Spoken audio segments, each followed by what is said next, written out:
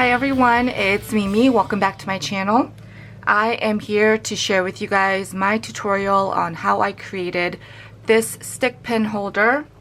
I did take all the stick pins out, but if you watched my video on my teacup pin cushion, I will have that linked in the upper right and in the description box if you want to check that out. Many of you had asked me to do a tutorial on how I created this. It is made out of chipboard. I just want to preface this by saying I'm sure there are many ways to create something similar to this. I'm just showing you my process and how I went about creating it.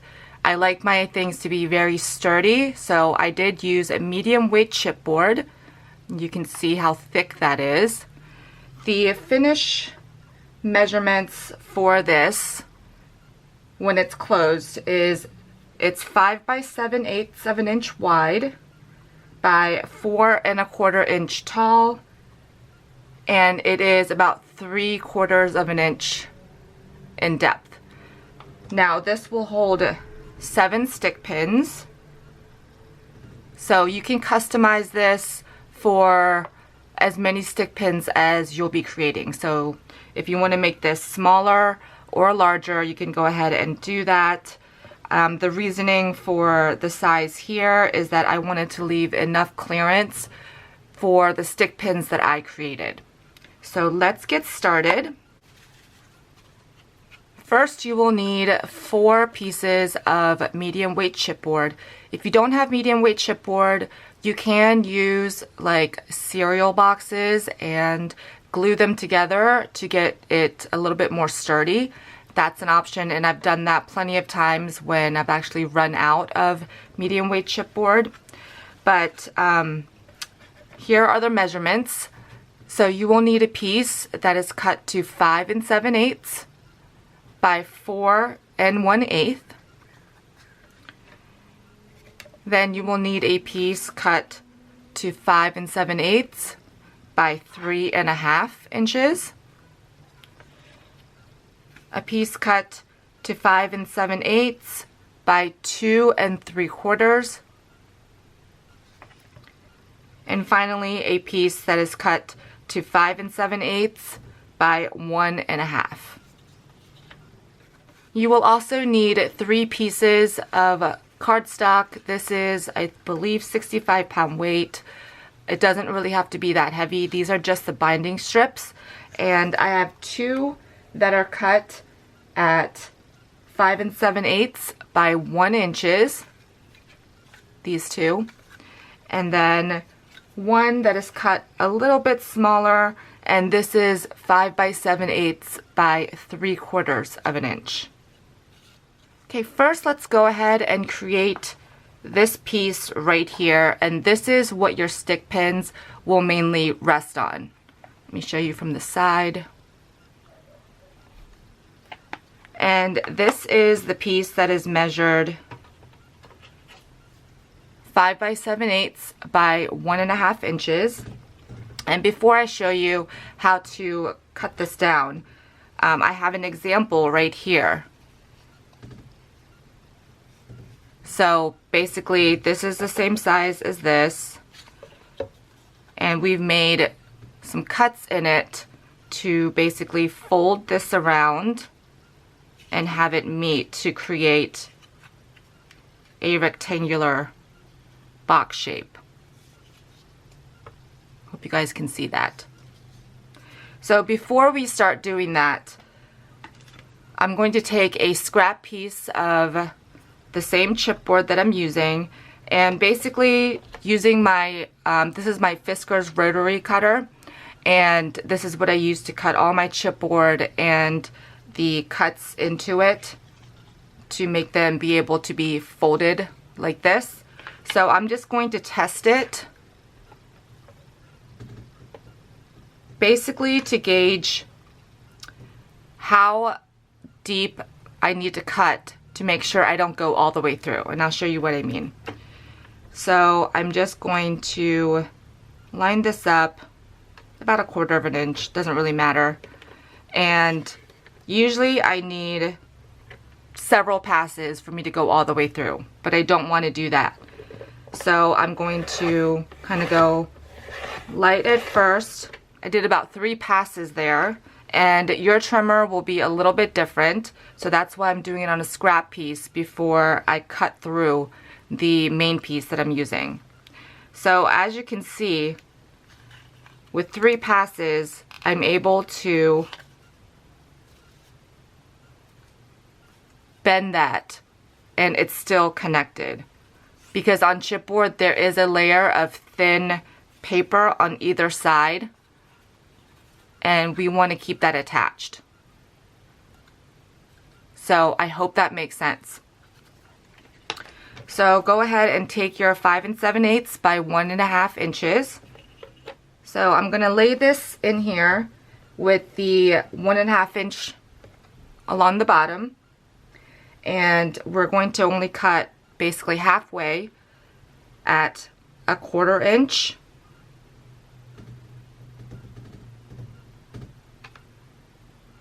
So I'm moving this to 1 1/4 inches.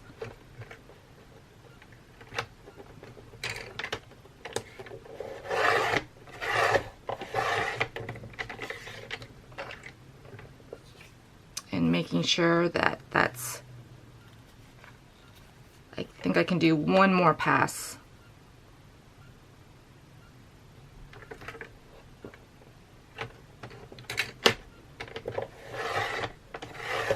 Or 2 more. And then moving it to 3/4 of an inch.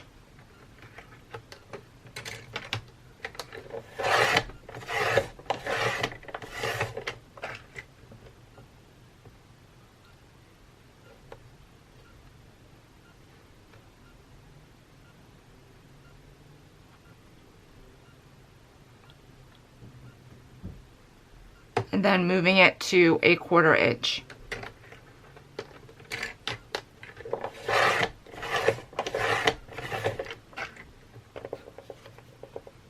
And this is what you should have. And then all you want to do is gently fold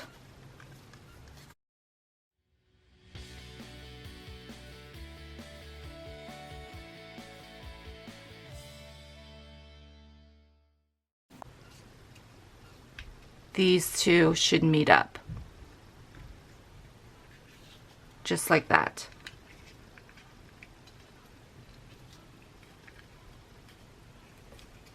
To create your little rectangular box. Now don't worry if it's not totally basically squared up. It's really not going to matter as long as you have the general shape. So don't freak out too much about that. So go ahead and set this aside, and we're going to work on the other half cuts, and then I'll show you how to basically assemble it together with the binding strips. Next, we're going to take our 5 7/8 by 2 3/4 inch piece, and with the 2 3/4 against the ledge here, we're going to move it to 2 inches, and do our half cut.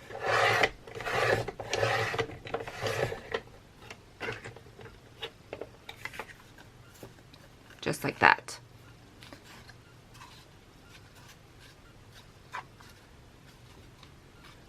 Now if you don't feel like these are strong enough, or sometimes, and I have done this before, I have cut too far, you can just use binding strips to basically stabilize it, or if you just want to just cut these up into pieces, just use more binding strips.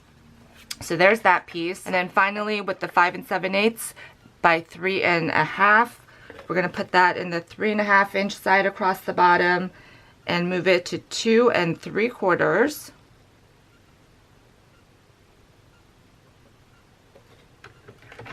And then do our half cut.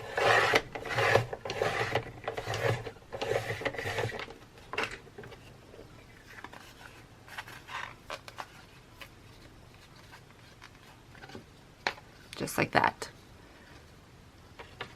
So basically with these are just 3/4 of an inch, which will be basically the spines of the top and bottom, just like that. Okay, we are all done with our trimmer. Okay, next you'll need a scoreboard and a scoring tool. And let's grab our binding strips.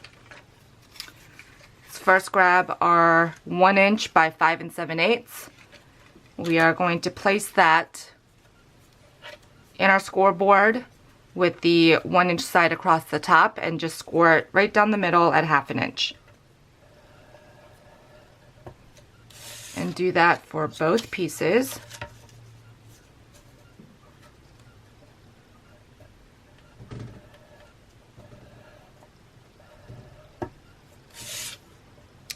For the one that measures 3/4 inch by 5 7/8, we are going to score this at 1/2 inch again.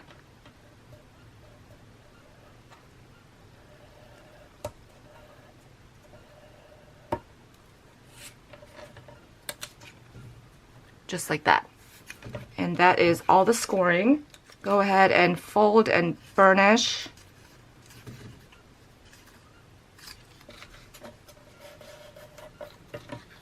on all your score lines.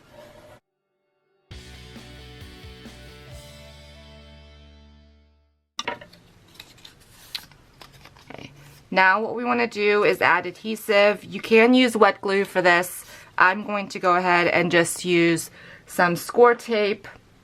This is 1/4 inch score tape, and I'm just going to place it on all of the exposed areas of these binding strips.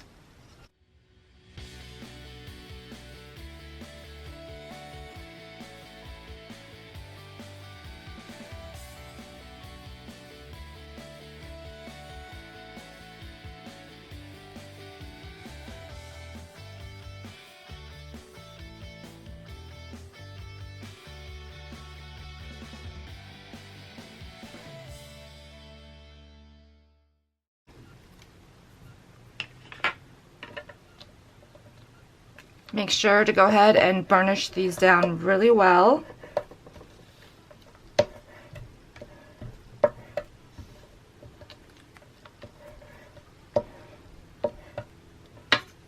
And also you can see that I made sure not to cover up the scored line.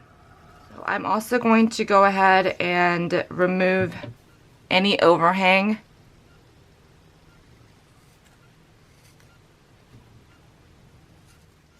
Okay, now that these are cleaned up, I'm going to go ahead and take a little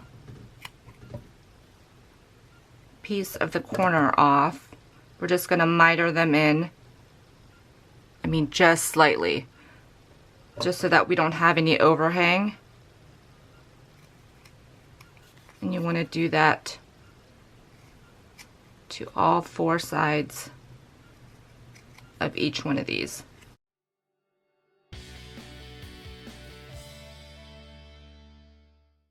Okay, so go ahead and take your 5 7/8 and 1.5 inch piece that we cut for the stick pins, and we are going to close this up.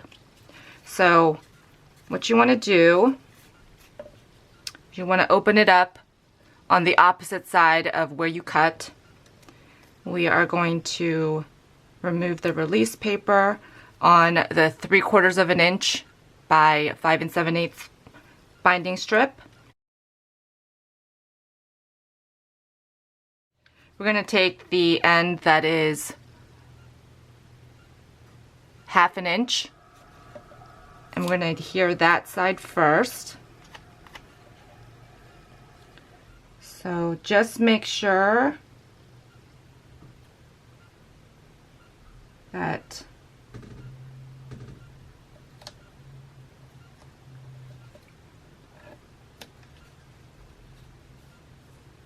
it goes all the way up to the score line.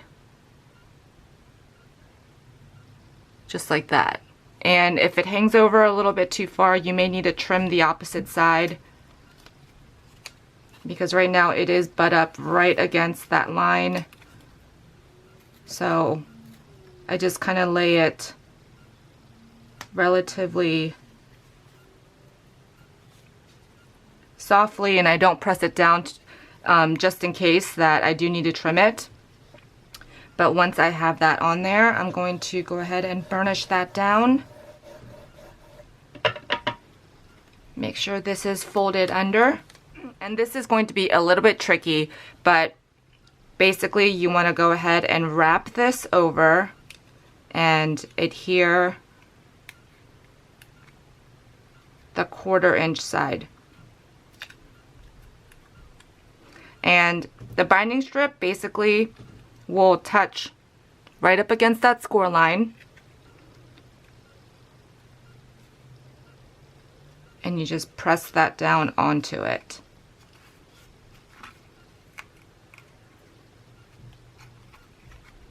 And try to get it as squared up as possible, but really it's not that big of a deal. Because if you look at my original one, it did come out a little bit wonky. And then to make sure that's firmly in place, I'm just going to take something and, like, this is the end of a paintbrush, and just kind of rub it up against that 1/4 inch side that we just adhered to make sure that all that adhesive is stuck on there so it doesn't move.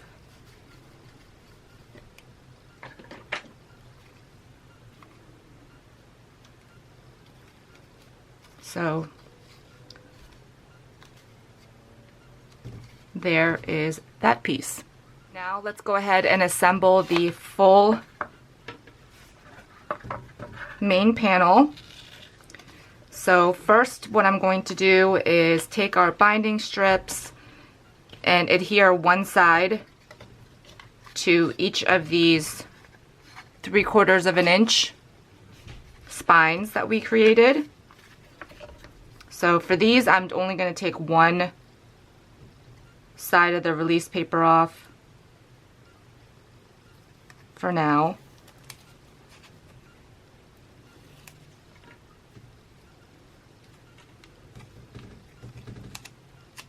And again, making sure that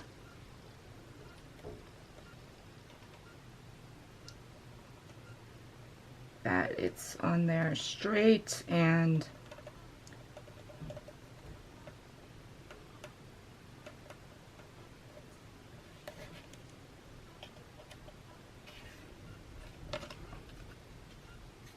so it is right up against that score line. Hope you guys can see that.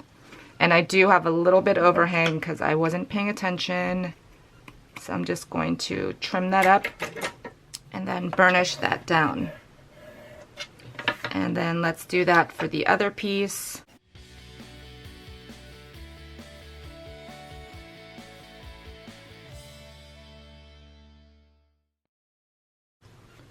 Just cleaning this up a little bit again. That looks good. So I'm going to burnish that down. Okay, so the one that's 2 3/4 is going to actually be your bottom flap. The 3.5 inch is going to be your top. And then the 4 1/8 is going to be your middle piece. So go ahead and remove the release papers on each one of these binding strips, and we're going to adhere it to the edges of this middle piece for the main body.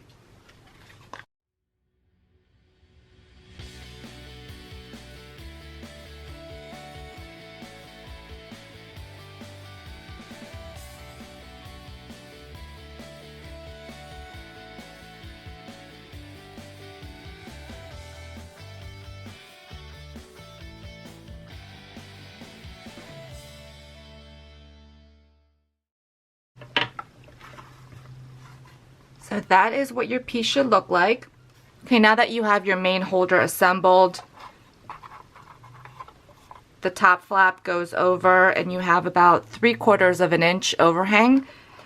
And that's where I would place my magnets. I had jumped the gun on this one, and I should have put the magnets down before I laid the paper, but I didn't, so this was my solution. Before you move on, you want to go ahead and paint and cover this with paper. I'm not going to do any decorating with you guys, only because this video is quite long, and all you have to do is measure each section. And if you want to have a little bit of an offset, just shrink the measurements down by like a 1/4 inch or 1/8 of an inch, depending on how much space you want showing from the main base and your pattern paper.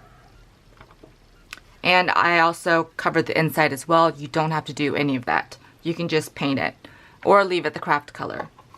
Next, let's work on this piece right down here. This is actually made out of styrofoam that I got from Walmart, and it measures 5 7/8 by 3/4 of an inch. So it's 3/4 of an inch wide as well as 3/4 of an inch deep. And that is basically to accommodate this bottom flap, because I found that when I didn't have something stabilizing down here, it was collapsing on itself. And let me show you what I mean. So if it doesn't have something, it kind of folds in like this, and it didn't have anything to kind of keep it squared. So this part is completely optional. If you can figure out a way to not have to use it, don't go through the trouble. But that's why that piece is in there. For this piece, if you want to use styrofoam, go ahead. But I actually, for this tutorial, I'm going to show you how to do it with some fun foam, which is equally as stable. I dug through my scraps, and I have this really thick fun foam that I've had in my stash. I believe this is 5 millimeters thick. Normally I use, I think it's 2 millimeters when I'm using it for making cards. And 4 of them stuck together is going to be the perfect thickness that you need for this bottom piece. You want to cut your pieces of fun foam at 5 7/8 inches by 3/4 of an inch. And off screen, I already went ahead and cut mine down and adhered them together. So as you can see, it's 4 layers thick. And you'll see that some pieces are basically puzzle pieced together because I didn't have the length that I needed. Like I said, these are from scraps that I have. So I went ahead and adhered those together, and I'm going to show you how to cover it so that you can't see any of that. So you're going to need a piece of cardstock. I'm using some 65-pound weight. You do not really want to use anything heavy duty on this. And you are going to need your scoreboard for this. So cut a piece of cardstock measuring 5 7/8 inches by 2 1/4. And we're going to put this in our scoreboard with the 2 1/4 inch side across the top. We're going to score this at every 3/4 of an inch. So 3/4 of an inch, and then 1 1/2. So it should look like this. For this, when you're folding it, you don't really want to burnish it. Folding it and finger pressing it is totally fine. And then you can take your piece, and as you can see, it fits right on there. You only need to cover 3 sides. So as you can see, that covers it up really nicely. It is a little snug, so if you want to add any width to either sides, you can go ahead and do that.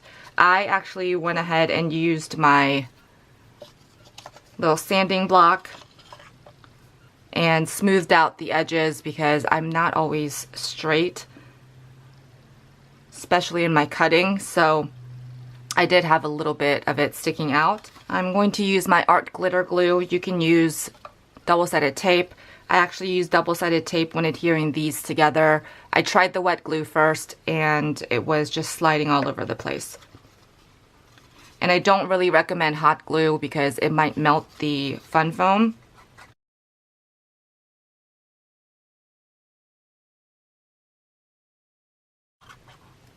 Add some glue.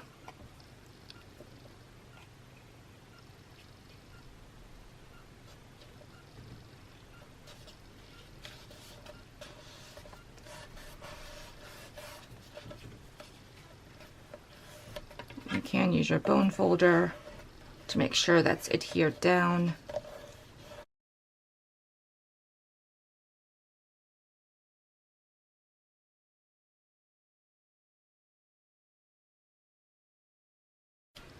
So there is that stabilizer piece covered up.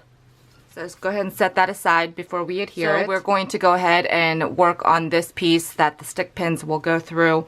Don't mind this. It's a little boo-boo that I had. But basically with mine, I have 7 slots for my stick pins. So I started in the middle, put that one in, and then measured over 7/8 of an inch continually to the right and to the left. You don't have to be that precise. It's just how my brain thinks.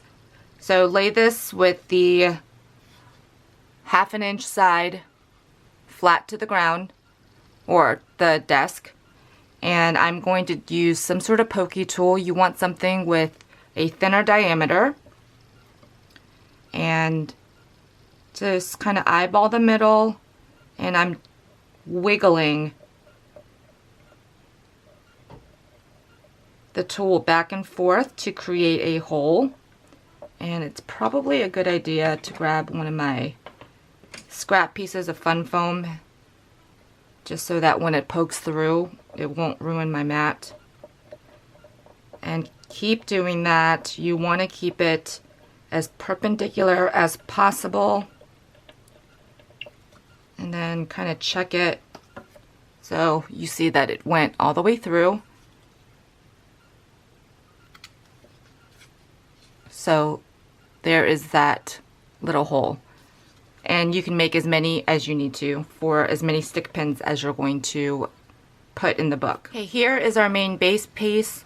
And please excuse this little boo-boo. I'd already filmed this part and then realized I had the wrong measurements. So we are going to measure down from the top edge where that top spine is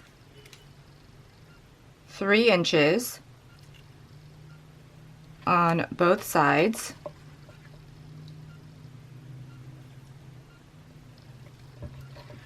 And then connect those two with just a light pencil mark right there.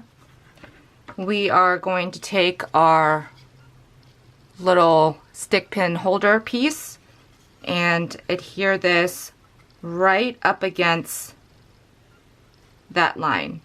So the bottom of that line will hit the edge of this piece. And I hope you guys can see that. So we are adhering the 1/4 inch side. So I'm going to use some art glitter glue. This stuff holds amazing and it does not take a long time to dry.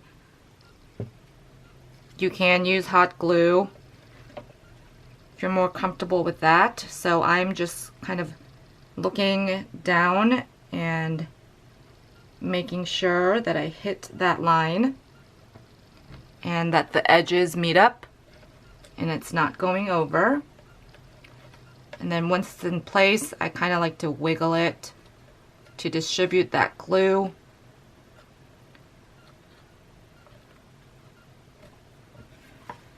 So that is what that should look like. And then finally for this piece, we are going to add adhesive to the exposed area that we didn't cover with cardstock. So for this piece, we are going to line it up right where that fold is.